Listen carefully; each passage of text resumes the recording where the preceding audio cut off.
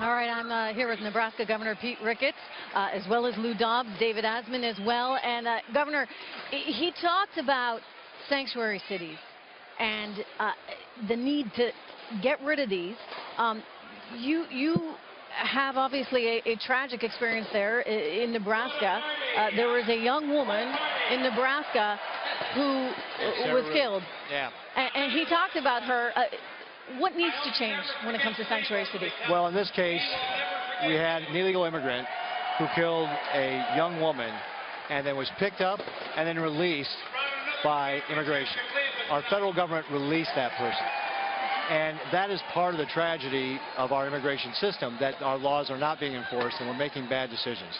And I think that's part of what Donald Trump is really tapping into here, is that people are frustrated with a federal government that is failing to protect them, especially on the topic of immigration. And you can link that back, of course, Lou, to political correctness, because, you know, the left would say, well, you know, you can't even call them illegal aliens if they're here illegally, and they need to have rights and they need to have protection, etc. He'd probably say, well, they're here illegally. The two primary forces at work, I think, Governor, that I'd be interested to see if you agree with me, and that is the Business Roundtable, the Chamber of Commerce, driving open borders, driving amnesty. Sanctuary cities are driven by the left for entirely different reasons. But Donald Trump squarely said to the Chamber of Commerce, to a lot of other big organizations in the country, you know, it's time to get honest about what we're doing here and the consequences, the deadly consequences, which you just articulated in your own state. How tough is that task going to be for Trump, for the Republican Party?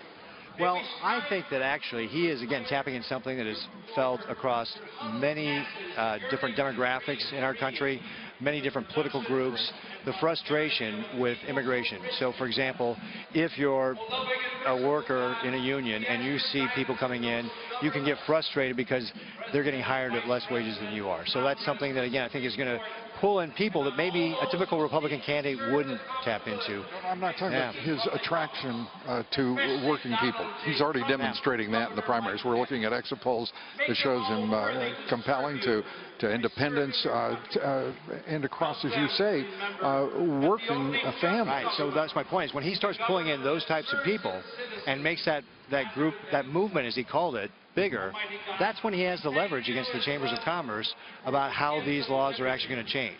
Because I think you're going to see that groundswell, and they're going to want to not be on the wrong side. So we're talking about a new Republican Party.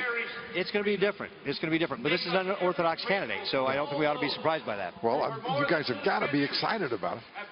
Well, it certainly is going to be a new territory, because he is drawing in, as he mentioned in his speech, millions of people that had not voted before, people who hadn't been a part of the Republican Party. And I think it was important that, again, he described it as a movement and really reaching out to groups that maybe typically Republicans didn't reach out to before. Yeah. Right now, the record holder for votes in a primary election, and as he pointed out, the party itself, 24 million votes, while the Democrats are down 20. You guys are looking, well, if you're not really enthusiastic right now about your nominee, it looks like you're going to get more so as we watch these polls. Well, and certainly if you look at I like the fact you're being honest about your pragmatism. Well, and if you look here tonight, you're going to see a lot of enthusiasm is on this floor here tonight. Great. But, you know, it's something that needed to happen, because on the trajectory Republicans were on, it was going to be too challenging to win an election. As I've said before, becoming essentially the party of the rich and of capitalism in a way that is not becoming, and that it's crony capitalism. And so this does, in many ways, represent a shift and a change. You know, we heard that shift and change also echoed from his daughter.